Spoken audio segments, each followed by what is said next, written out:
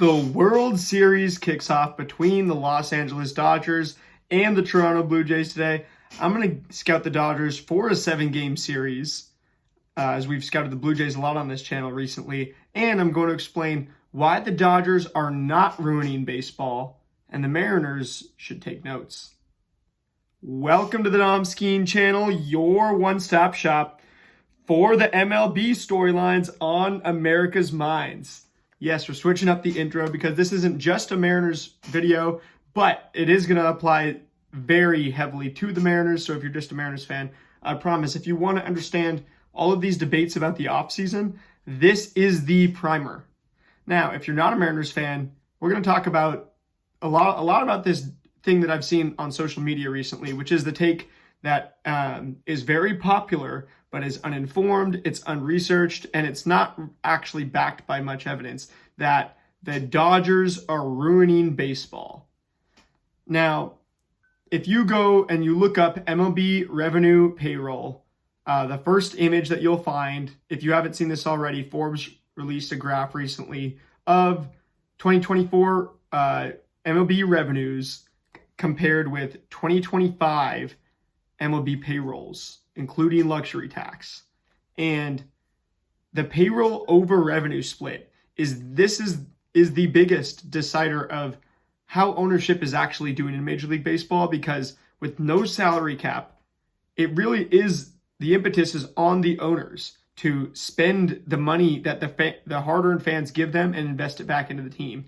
And if you look at this graph, which I'm not going to put on the screen right here, but you can very easily find it, 2024 revenue, it's the first column is the teams, right?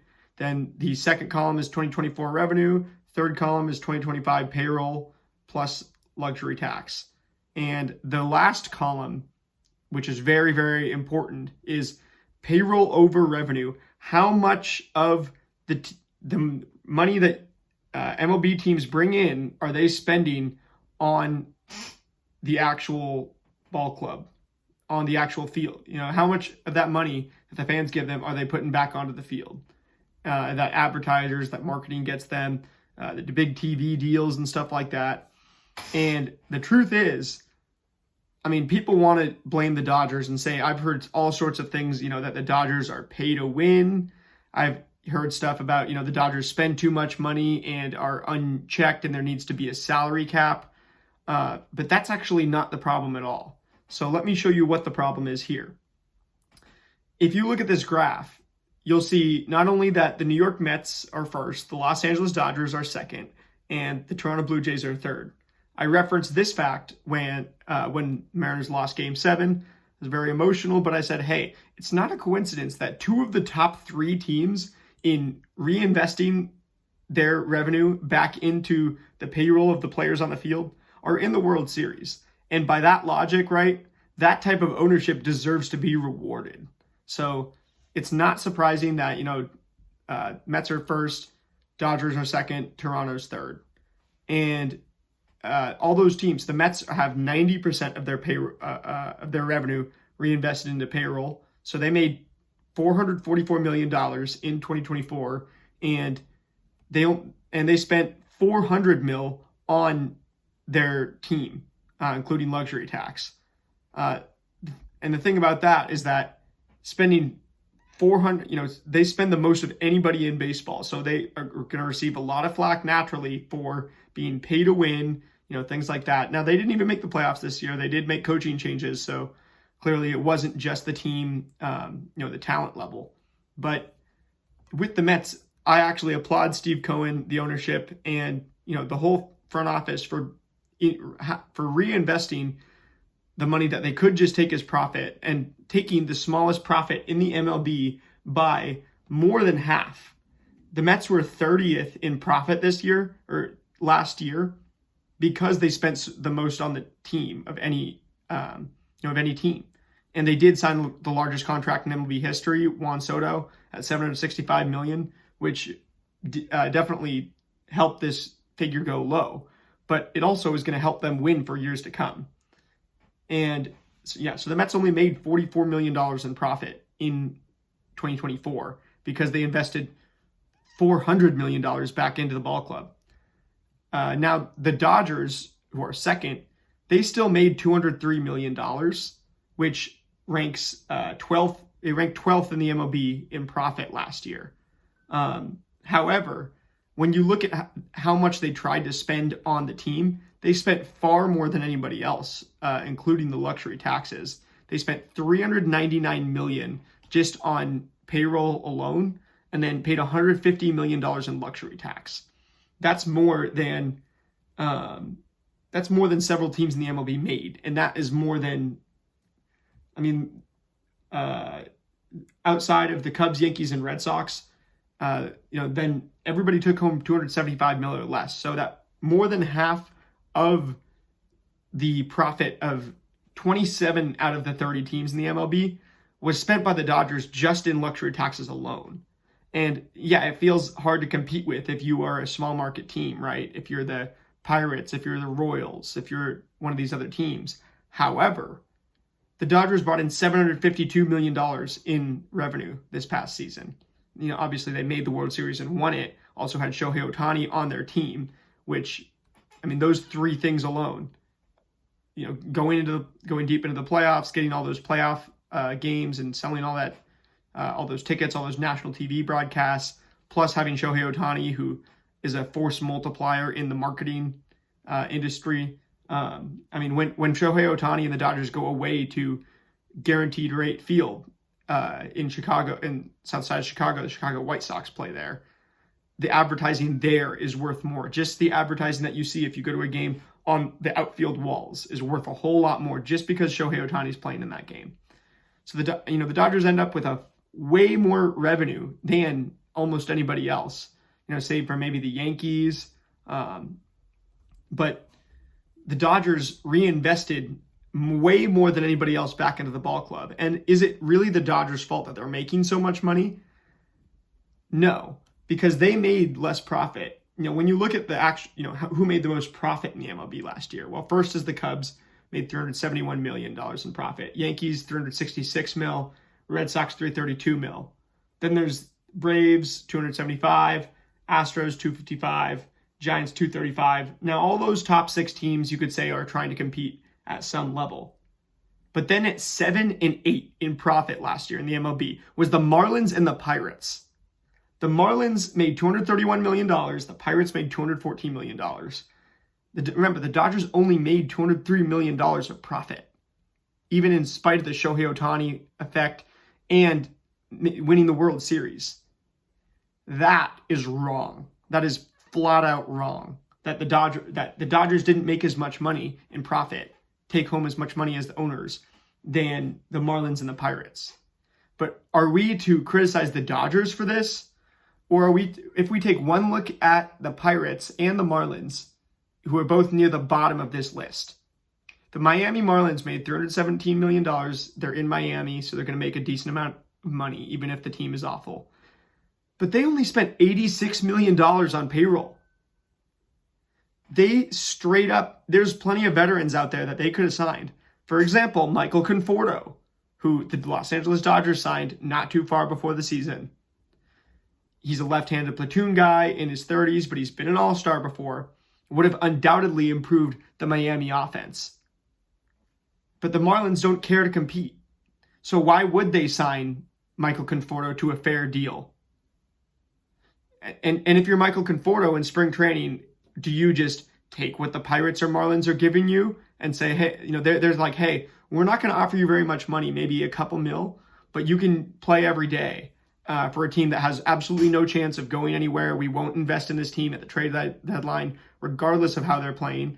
We're going to sell off pieces because that's just what we've already planned to do. And we're just going to try to take home the biggest chunk of change possible as owners. If you're Michael Conforto, would you rather go there, or the Dodgers say, hey, we can offer you double what they're paying, and you might not play every day, but we have the best doctors in the world, so you if you do get injured, whatever, we got you. We have the best coaches, the best analytics in the world, so we're going to make you the best ball player possible, and you have the chance to compete for a World Series title, which you've dreamed about since you were a little kid if you play this game. Why would you go, if you're a veteran, why would you, and the Pirates and Marlins are literally offering you half of what the Dodgers are offering you, or not offering you at all, even though they have those outfield spots open, which are kind of rightfully yours. And now this is how you fix the MLB, because if there was a salary floor, the Marlins and the Pirates would be forced to get the best players they could to fill up that salary floor. And, the Marlins spent $86 million on payroll. The Pirates spent $112 million on payroll last year, which are both among the bottom 4 numbers in the league. Also, the Tampa Bay Rays, Chicago White Sox, you guys are on this list too in a terrible way. And, the amount of revenue that they're reinvesting into the payroll is, for the Marlins, 27%. For the White Sox, 31.6%. For the Rays, 33.8%. For the Pirates, 34.5%. Then who's above all those teams? The Cubs, who made the biggest profit in the MLB last year, and they only reinvested 36.4% of the team's revenue back into the product on the field. Even though the Cubs have some of the best fans in America, they decided to just spend about as much of their revenue as the Pirates and the Rays. We don't call Chicago we don't call the Cubs a poor team, but they're operating like it, even though they made plenty of profit. And that is where the big problem lies in the MLB, ladies and gentlemen.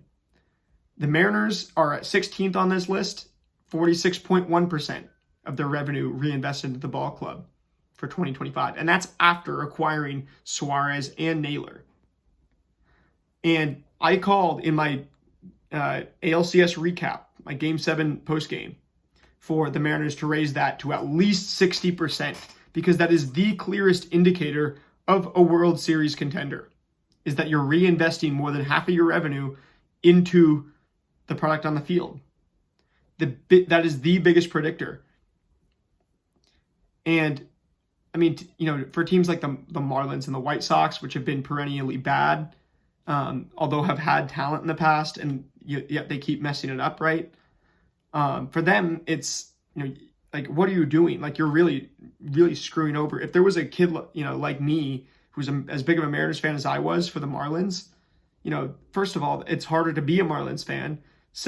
Because they're so bad, they don't have it. They don't keep the players around to give you a hero to grow up with.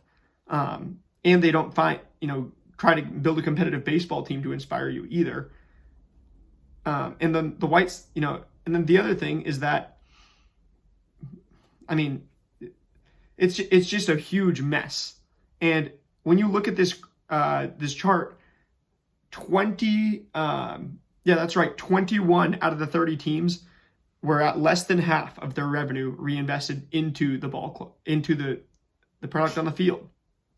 So, for those 21 teams who have under 50% of their revenue going back into the payroll, I don't see how you can say that you deserve to make a World Series from the ownership standpoint when you're not doing that. And that's 21 out of 30 teams. Now, for MLB, a salary cap would, if you put a salary cap right now, then the Dodgers would just say, okay, well, we're taking home more profit. Whereas right now they're being competitive because they're not taking home as much profit. That's the key, is that their owners are literally just trying to win harder than the other owners. And and Toronto only made $387 million last year, which is just a little over, barely half of what the Dodgers made, but they reinvested it at the same clip, at 71.5% to the Dodgers 73%. This is how you win. You reinvest into the ball club. And, I really will defend our 8 and 9 hitters. I'll defend our depth options, because I love the Mariners. And I'm not going to blame the career grinders who come up through the minors who bring an edge to the team. That's not who I'm blaming. I'm blaming the ownership, for not acquiring the depth that the Dodgers and Toronto did. And when you have Andres Gimenez, who's ready to come off the bench or ready to hit in the 9-hole, and then can come up with a few huge home runs. I mean, he's been an all-star before, and yet they still have him, in darn near a depth role. Isaiah Kiner-Falefa, a proven major leaguer who they can push down to a depth role. Ernie Clement, a bottom of the order guy who's absolutely nasty. They reinvested into the ball club. And a big part of that was signing Vlad Jr. to a massive extension before the season.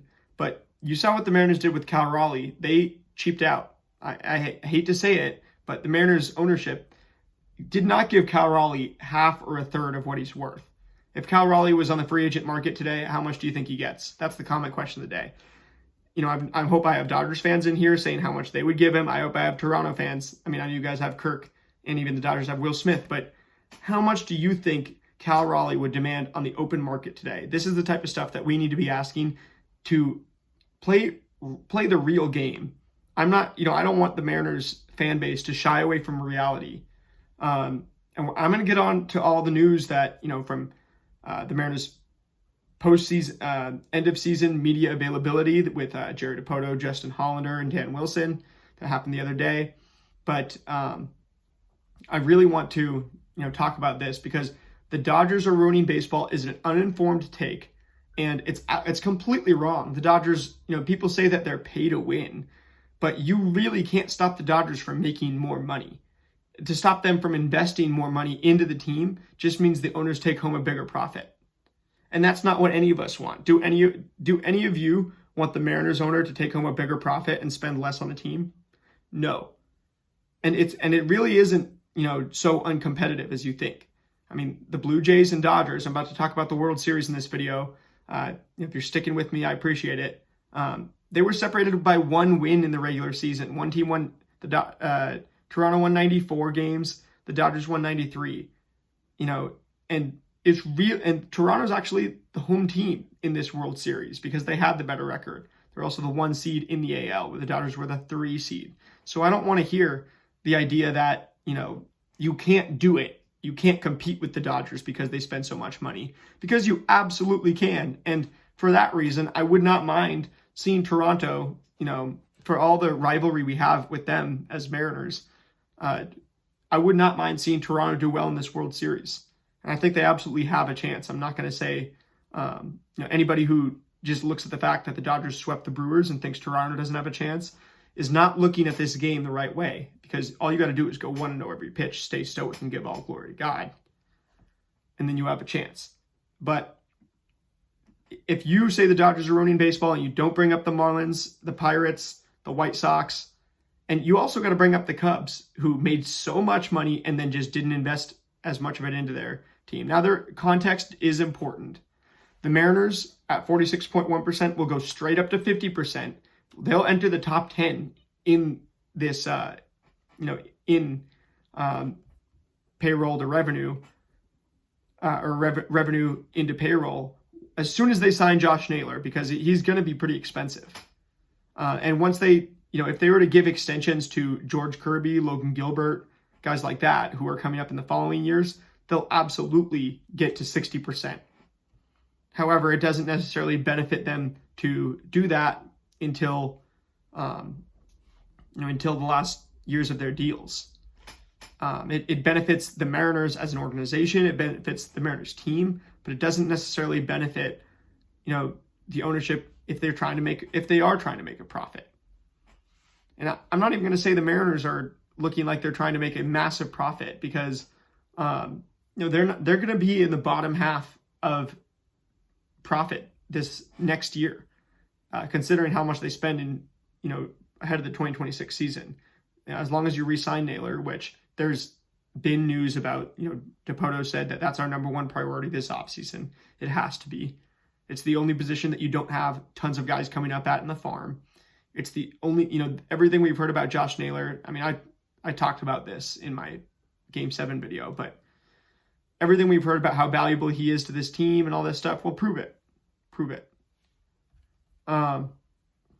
Anyway, so the Dodgers are ruining baseball is an uninformed take. The Dodgers are actually doing what's right, and they're reinvesting their fans' hard-earned money back onto the field. Just because they have a lot of money, they lead the league in attendance every year. They lead, they have the best players. They also don't have a ton of ego. Shohei Ohtani, Freddie Freeman, Mookie Betts, these guys are not egotistical in large ways. Yoshinobu Yamamoto, and I'm going to get on to actually talking about this game in a second, but I do want to say At least 20 of these 30 teams, and probably 25, owe it to their fans to put their hard-earned money back on the field. Then the Dodgers and Mets wouldn't be able to sign every good free agent. And what the solution that I'm proposing is at least there needs to be a 50% revenue to payroll floor. So if you're not reinvesting half of the money you made back into the payroll, then you just get taxed by the MLB for that. This would force teams to be so competitive in free agency. I mean, especially teams like the Pirates and the Marlins, because they know they put a better product on the field, they have a better chance at making more money.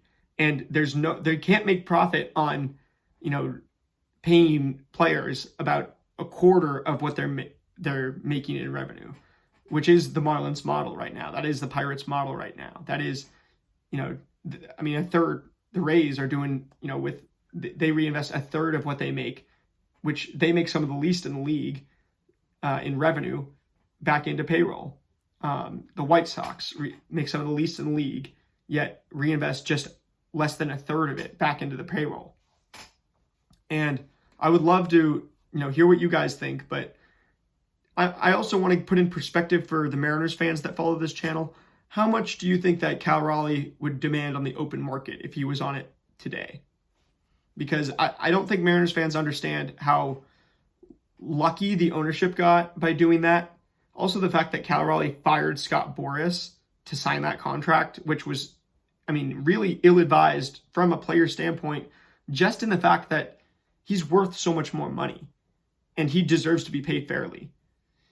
And also, there is, the talk that Cal Raleigh forced ownership to promise him that they would compete in the free agent market, that they would do whatever it took to bring, to compete for a World Series title. He's like, if I'm giving you a hometown discount, basically, you better spend this money on other players. And if you don't, I don't know what the exact terms of the contract are, but it couldn't have just been a gentleman's agreement. There's got to be something in there about, this contract only applies if you spend at least this percentage of the money you make back on the team. I support Cal Raleigh fully in putting the pressure on the MLB owners to reinvest the fans' hard-earned money into the product on the field that they pay to see. We don't pay just to see the owners make money. And the Cubs, Yankees, and Red Sox, they're a massive problem too. They are all making tons of money, at the expense of their fans. And really, they should be signing Dodger level deals, and they should have a Dodgers level payroll. Again, I said context is important. The Cubs are going to sign Kyle Tucker to a massive contract this offseason if they can, and if they don't, the Yankees or the Red Sox probably will. But, if there was a salary floor that was, based on payroll or revenue, because if it was just a clear salary floor, you wouldn't be able to make one that really applies to all these, these wild variabilities in revenue, where the Dodgers make $752 million and the White Sox make $277 million. You wouldn't be able to really cover that disparity, but by saying $100 million salary floor. And you also wouldn't be able to cover that disparity by saying $300 million salary cap or, $250, whatever it is. A hard salary cap would not do players any good. And it would allow, Michael Conforto would just sit out the season. We talked about earlier in the year, right? The veterans who go unsigned into spring training that sign with the good teams to contend would just not get signed. And it would be the veterans who suffer. It would not be Shohei Ohtani who gets less money. It would not be, Mookie Betts and Freddie Freeman taking pay cuts. And those guys would not go to other teams either. The Dodgers would just hog all the good players, and then they would do what NBA teams basically do with a super strict salary cap and some luxury tax, where you can kind of keep the players that you have in your organization, but you can't go out and sign any good free agents if you already have a good team. It would just be that, teams would be building big threes and big sixes and big, they would be building, it would look like the NBA, where you get a couple guys on basically the maximum contracts you can, and then you get a bunch of guys on minimums, and you would see more Leo Rivas's, and and I love Leo Rivas again, but you would see less veterans getting paid what they deserve.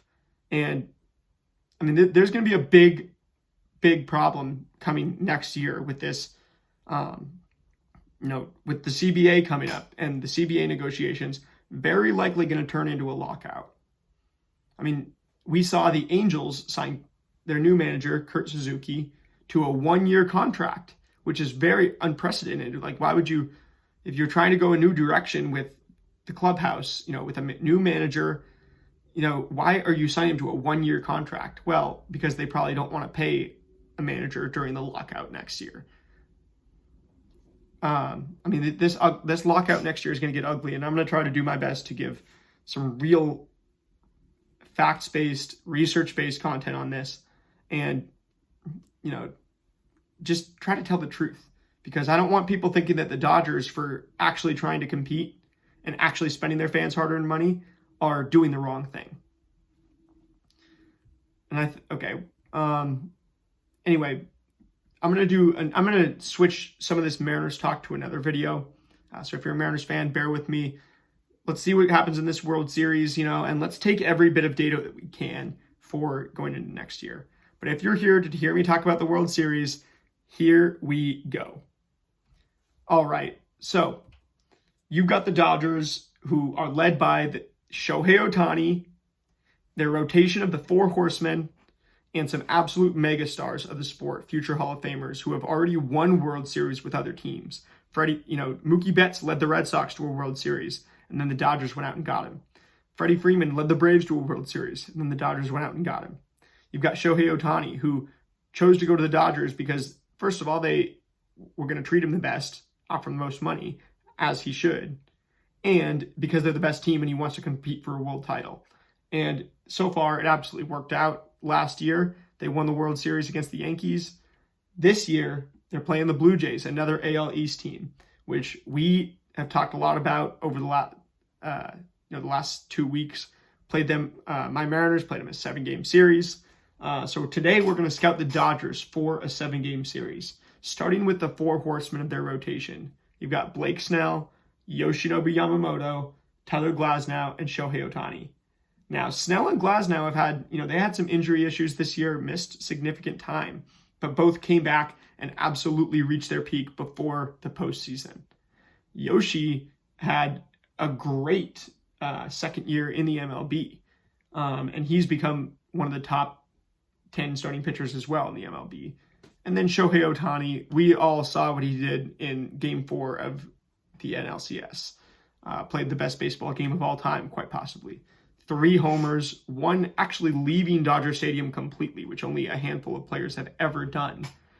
Also added a walk at the plate. And then on 100 pitches, 19 swinging strikes, 6 innings, 2 hits, shutout, and like 10 strikeouts, 3 walks or something. It was just absolutely insane. And when you look at this rotation, you've got a variability in different, different styles of pitching too.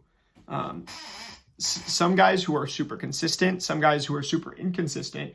And starting out with Blake Snell, you've got a guy who's won 2 Cy Youngs, including recently, I think last year, right? But either last year or 2 years ago. I'm having a hard time even remembering now. But Blake Snell is a 4-pitch pitcher. He's got a 4-seam, a change, a curve, and a slider this year. And he is so feel-based, very similar to Dylan Cease, where he can pitch absolutely amazing when he has it and absolutely not so good when he doesn't have it. So my biggest question is, how are the Blue Jays going to attack Blake Snell? And when you look at some of his game logs, who did well against Blake Snell this season? You look at the Tigers early in the year, got 2 runs off of him, got him out of there in the 5th inning, or in the after 5 innings. Same thing with the Braves in his second start of the year. The Tigers got him out of there in 5 innings with just 2 earned runs, and then the Braves got him out of there in just 4 innings with 5 runs put up, none earned though. And then after that, actually, he got injured. So he only made his first 2 starts of the season, the 27th of March and then the 2nd of April, and then comes back beginning of August. So exactly 4 months later, August 2nd, goes out there against the Rays, his former team, and he throws 5 innings. He allows 3 earned runs, including 2 homers, but he does strike out 8 and walk 9. Then he faces the Blue Jays August 9th, and the Blue Jays didn't get much off of him at all. Those 5 scoreless innings, just 3 hits, 10 strikeouts to 3 walks. So what did he do in this start that helped him so much? Let's see. So 90 pitches, his 4 types of pitches. He came out with 44 four-seamers. He took the slider usage down from 11% to just 3 sliders in this one. 18 curveballs, 25 changeups. So little higher on the changeup, a little higher on the four-seam, a little less on the curveball, and a lot less on the slider. Basically took it out of the arsenal. Now with Snell, he's got, it's really the fastball changeup combo for him that makes the big difference. Is his changeup playing off of his fastball? And if it's not, things can get ugly. If it is, things can go very, very well. The Mariners don't have necessarily any super big changeup pitchers, especially since Luis Castillo barely uses his changeup anymore. And for that reason, Blake Snell's going to be able to come out against these guys and throw the changeup a lot like he did in his first start.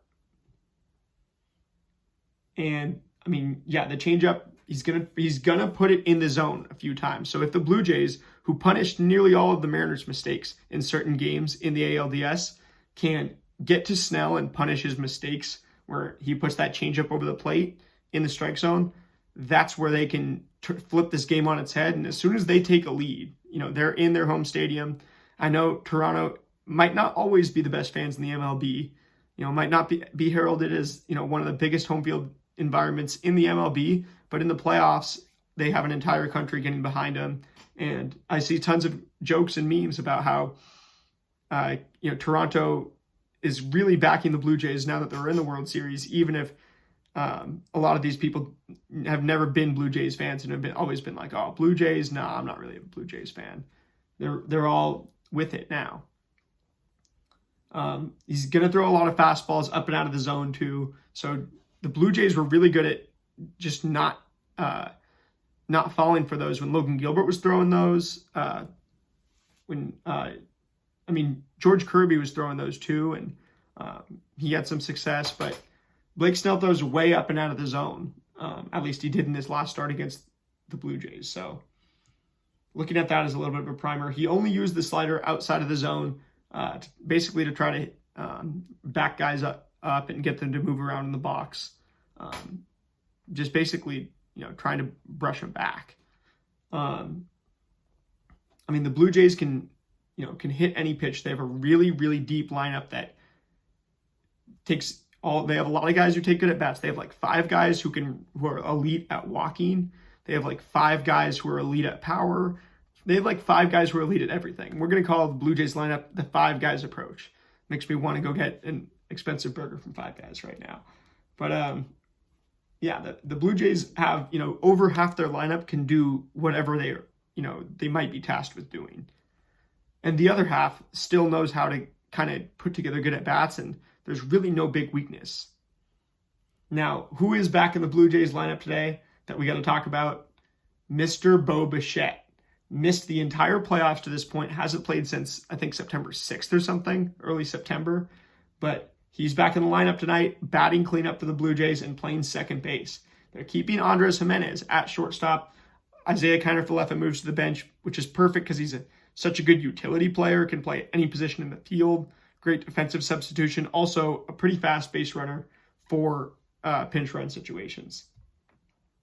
And this Blue Jays lineup, you also got Nathan Lucas out of the lineup. So maybe, we did see him get a little bit hurt in Toronto early in the ALCS because, that ball that hit his knee, that he fouled off of his knee, he came out of that game and Now Miles Straw is starting in right field. Davis Schneider is starting in left field and batting second, which is very, very interesting. You know, what is it with David Schneider against Blake Snell that they like? Well, his exit velocities are pretty good in limited plate appearances this year. He's got a good, he's got a high strikeout rate, but he's also got a high walk rate. So he might just be a guy who's kind of setting the table after George Springer, where George Springer comes out and they get him up there really just to rattle the and to make the flipping of the order extremely tough, which they did against the Mariners. And then they have Davis Schneider in there kind of just to mess with Blake Snell and just to give him something that they haven't scouted quite as much. Then going to move over now. I'm going to say the keys for the Blue Jays in this one, though, just to foul off pitches and get that pitch count up. I mean, he's going to be throwing that changeup, that changeup below the zone. He's going to be throwing that fastball above the zone. So when he does, have to throw strikes, foul him off and let him throw balls. Try to take everything until you get your first strike, and then go from there. And you've got a few guys in the middle of that lineup who just don't have an out pitch right now. Vladimir Guerrero Jr. and Alejandro Kirk do not have pitches that you can really say are weaknesses right now. And if you can, I'd love to hear it in the comments below. But as of right now, it feels like there's no pitch that you can throw those guys that is a clear strength or a weakness of theirs. And my keys for Blake Snell in this one is going to be to get them swinging out of the zone. I mean, if you can get them swinging at the high fastballs, if you can get them swinging at the low changeups, then you can climb the ladder all night. Moving on to the Dodgers, who are going to be facing Trey Savage, who's been excellent in the postseason. He's a 3-pitch pitcher, but he mixes the location up and he's so unpredictable. There's not that much data on Trey Savage, which definitely favors the, so that video cut out, but yeah, Trey Savage, there's just not that much data on him going against MLB teams. So the less data that the Dodgers can scout, the better, because they do that right as well. Not only do they invest into their team really well, but they scout and use analytics extremely well. With Andrew Friedman, who used to be the Rays GM and had them make the World Series against the Dodgers. Now they've, actually, no, I think he might have gone to the Dodgers before that. I forget. But anyway, yeah, Dodgers, know analytics as well as anybody. And when you've got a guy with just 3 pitches and not just only 239 total pitches thrown against MLB batters, you can find a way to, you can find a way to keep him off balance. And really, in this one, it's not going to be about the statistics. It's going to be getting the Dodgers to move away from analytics. That's going to help you. So that's my prediction for the Dodgers versus the Blue Jays. For this game, I'm going to go ahead and say, you know what, Blue Jays? I'm going to give some respect to you. I know I'm wearing my USA hat, but I'm going to say that I'm just going to try to look at the world where the Blue Jays can beat the Dodgers. Because obviously everybody's going to be taking the Dodgers. So let's say in this game, Trey Savage goes out and throws 7 strikeouts, makes it through good 5 innings. I'm going to take the 7 or over on the strikeouts for Savage. I think he's going to have to push for him. And then for Snell, I'm going to say that he goes like 8 strikeouts. Because the Dodgers have less of a bullpen than Toronto even. Especially with, prayers up for Alex Vesia. I know he's dealing with a family matter, but that makes the Dodgers bullpen even more thin. The Dodgers might have the thinnest bullpen in, of any of the final 4 teams in this playoffs. So I'm going to say that Blake Snell has to go get 8 strikeouts and pitch about 6 innings. I'm going to say that Trey Savage has to go out there and get 7 strikeouts and pitch 5 innings. And I'm going to pick one player to homer on each team. I mean, the obvious ones are Ohtani and Springer, but let's go with, I'm going to go with Guerrero, and then I'm going to go with, I'm going to pick Freddie Freeman. After seeing what he did last World Series, tied the record for home runs in a World Series, was hitting one every single game. Yeah, I'm going to say that Vladimir Guerrero Jr. and Freddie Freeman, both first basemen, batting third in their lineups, are going to hit homers. And then finally, my score prediction, I'm going to take the Blue Jays 5-3. And for my series prediction, I'm going to take the Dodgers in...